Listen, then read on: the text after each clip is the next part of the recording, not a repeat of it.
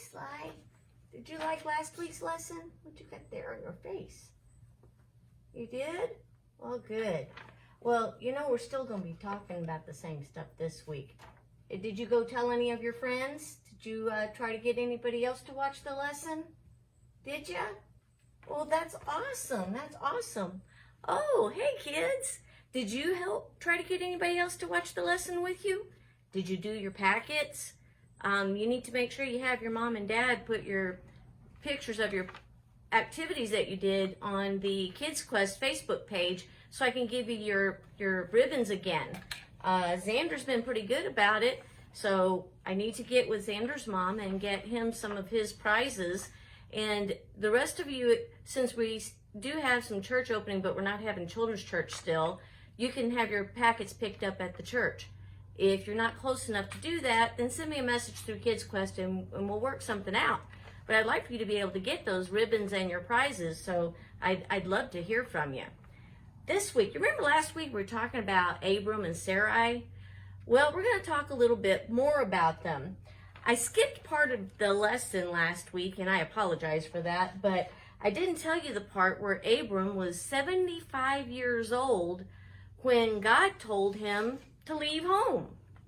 Well, 75 seems like 75. Well, that's plenty old enough to leave home, but back then people lived a really, really, really long time.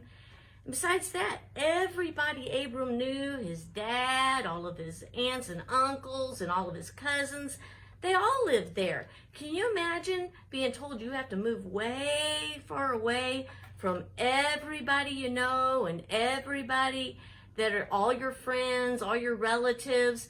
That'd be hard, but that's what God told Abram to do.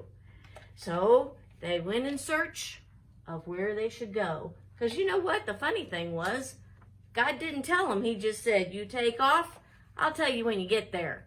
Kind of crazy, huh? But Abram trusted God that much that he knew God would not lead him somewhere he didn't need to go, or some place that would hurt him. Or if he was in a dangerous place, God would watch out for him. So he knew, I'm just going to follow what God tells me to do. And he took off. So he didn't go by himself. Remember, Abram and Sarai didn't have any children. So they took off to the beautiful land, heading toward Canaan, but they didn't know that's where they were going. But since he didn't have any kids, he took his nephew Lot with him. So they headed off to that beautiful place, and on the way there, God starts telling Abram, you know what, you look this way as far as you can see, and you look that way as far as you can see, and you look this way as far as you can see, and all of this is going to belong to your kids and your grandkids. I'm going to make a great nation out of you. Now remember, Abram was 75 and had no kids, but God said he was going to have all this land for his kids. Abram still believed God.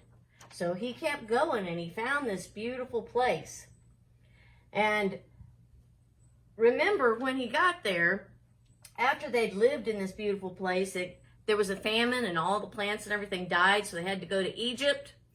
Well, then after Pharaoh found out that Sarai was Abram's wife, remember that from last week? They said, okay, get out of town because you're causing us trouble. Well, by that time when they headed back to Canaan, it was all lush and beautiful again. So they packed up. Now see, remember I told you it wasn't just Abram and his wife. They had lots and lots of people. They had servants, or like workers, to work for them. And they all lived in these tents because remember they had to move from their land in Israel, which wasn't Israel yet, and then they had to move to Egypt, and then they had to move back, and there were a whole bunch of them, so it was just easy to pack them up and put them in tents, right? Have you ever gone camping? Well, I don't like staying in a tent, but yeah, you just pack up your stuff in your tent, roll it all up, put it on your camel, in this case, and then you take off. So it worked out. So then they moved all the way back, and when they came back, it was so pretty. And God, like I said, told Abram, I'm going to make a great nation out of you. And on his way, he said, I'm going to make your name great, and you're going to be a blessing to everybody. And he said, I'm going to bless those people that bless you. In other words, somebody that's good to you, I'm going to really be good to them. And he said, and the ones that are mean to you, they're not going to get any blessings, and probably bad things will happen to them. So they better be good to Abram. Well, what a thing for God to tell him.